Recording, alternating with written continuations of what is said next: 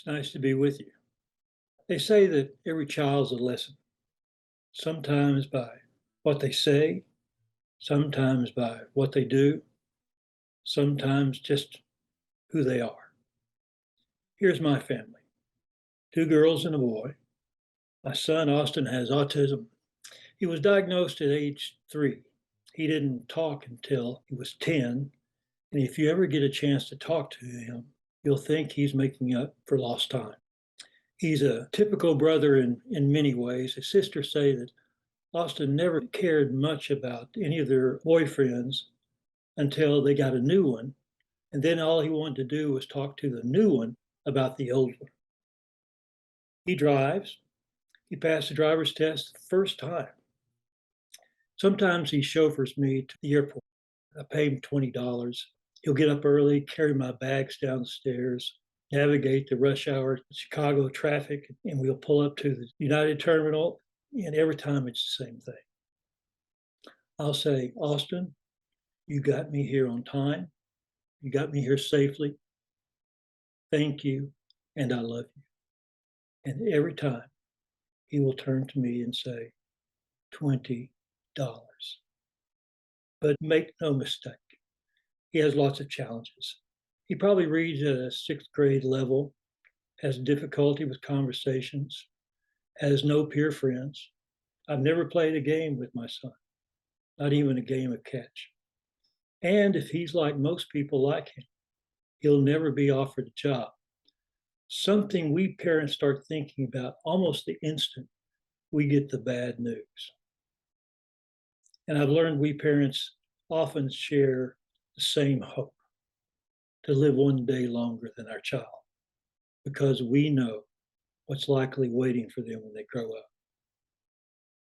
But a job can mean independence, security, relationships. And if a driver's license is the equivalent of a summa cum laude for our typically able children, a job would be like winning the Nobel Prize. But when it comes to getting a job, people with disabilities die a death of 1,000 cuts. They may not be able to get through the application process. They may not interview well.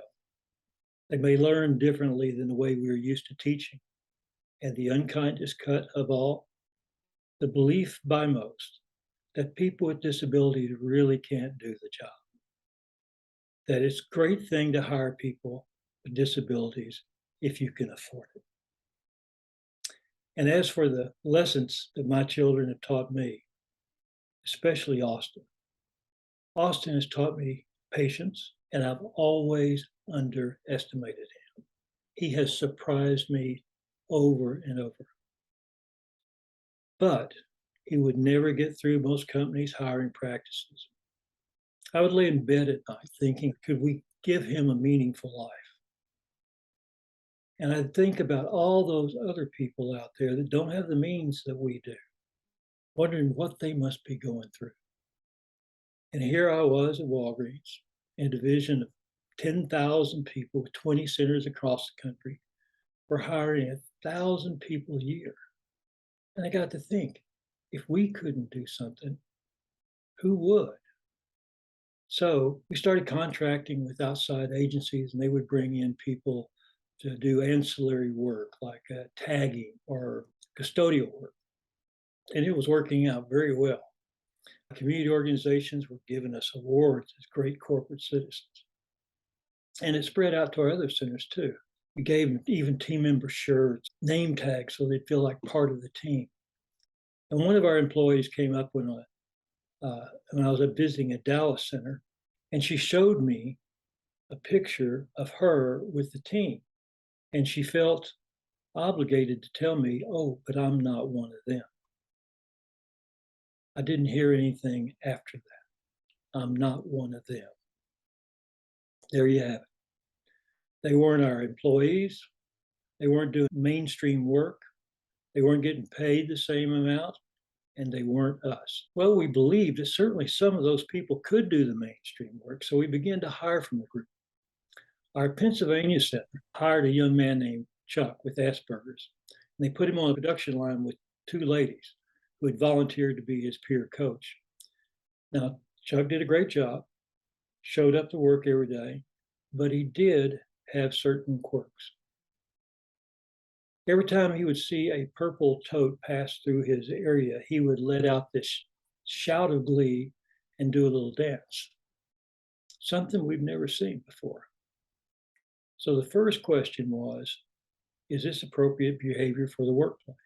And when management got together, they talked about, is it about results or style?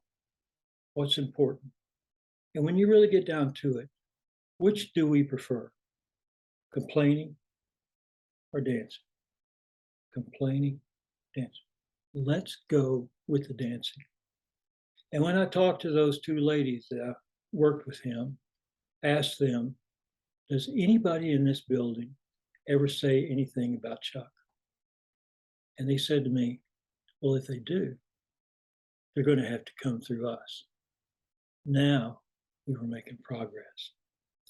So when it came time to build a new building that would open in South Carolina in 2007, we thought we could tweak it just a little bit to enable a large number of people to work effectively, people with disabilities. So how it would work, people with disabilities and those without would perform the same jobs, earn the same pay, be held to the same performance standards. There would be no them, just us. 1/3 of the workforce, taking that model from the two peer coaches with the one person with a disability, one of 3 people would be a person with a disability. 200 of the 600 employees in that building. And when we made the announcement, you would have thought we cured cancer. The news made news across the country. One of those who heard it was Desiree, who worked part-time in an agency in San Diego. And she has this rare muscle condition that causes difficulty when walking sometimes. So one day she comes into work with her walker, and her boss says, what's the deal with the walker? And Desiree says, well, I don't need it all the time, but I do need it sometimes. And he said, okay, come back when you don't. Desiree packed up her family and moved across the country a year before we opened, just for the chance to apply. And today she's a manager in that building. And people asked early on, what kind of disabilities would we automatically disqualify or not be able to accommodate? I remember thinking about mental illness. Somebody asked about mental illness. That carries a lot of stigma. It's a scary one. I started thinking, but we're a big company, 250,000 people. I am sure we have people with shifting personalities, paranoia, obsessiveness, explosive anger disorder. And I was just thinking about the senior executives on executive role. Every disability is a spectrum. We can't hire all people with autism, but we hire more than we thought. We can't hire every person with a physical disability, but we hired more than we thought. And we've got some terrific people.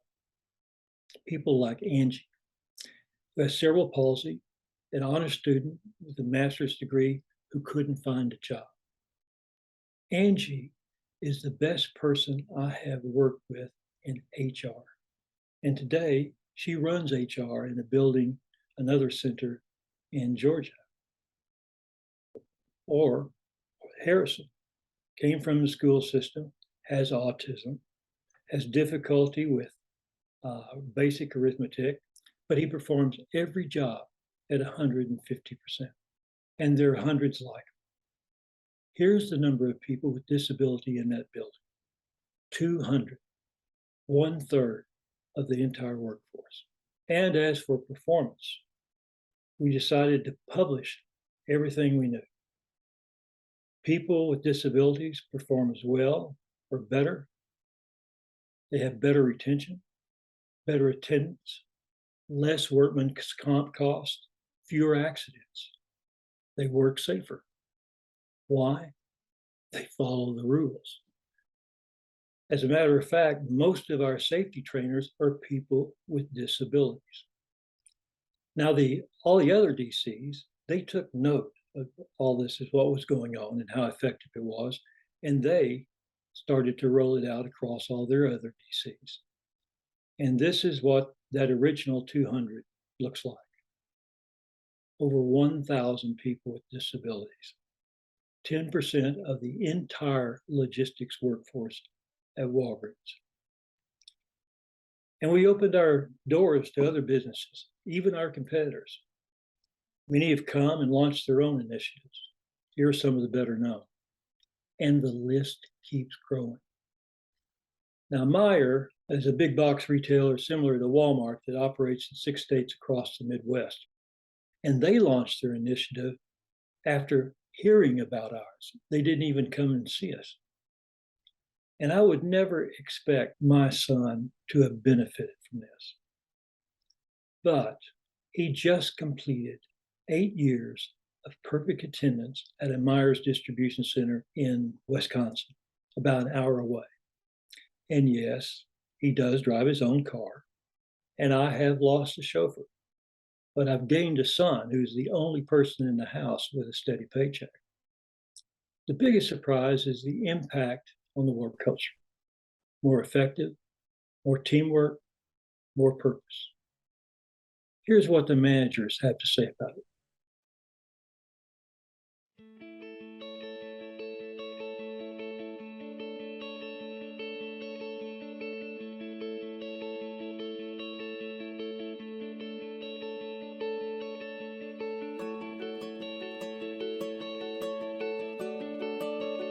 The one element that I've never allowed into my management style, nor into any facility that I've ever been into, and that's managing with love, managing with care, managing with a heart. That's the big change here.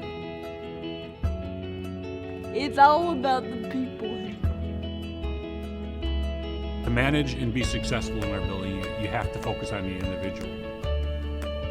Everybody has a different motivator. And it's up to the manager to find out what that motivator is. It takes a lot of creativity and to come in with no fear. I am allowed to be creative with the team members, that it's not a hardline stance to where either you get it or you don't get it. It's an opportunity to see what the issue is and work with that team member. That relationship that you make with an individual, whether they have a disability or not, makes or breaks that person's success. We are very focused in this building on making folks successful. As far as the key indicators that we look at for safety and productivity, we are the number one in our division. We started each day as one. When Darryl made production, we all made production. When Melissa did excellent at accuracy, we all did excellent with accuracy. When John worked safely, we all worked safely. It changes the whole culture of a building. You will have a team that thinks about other people before they think about themselves. We've all been changed. It's made me a better manager. It's made me a better man. It's made me a better father and a better husband. I'm a better leader because of it. I got more compassion, got more patience, which has not always been a strong suit of mine. I see folks for who they are now, as opposed to what they look like.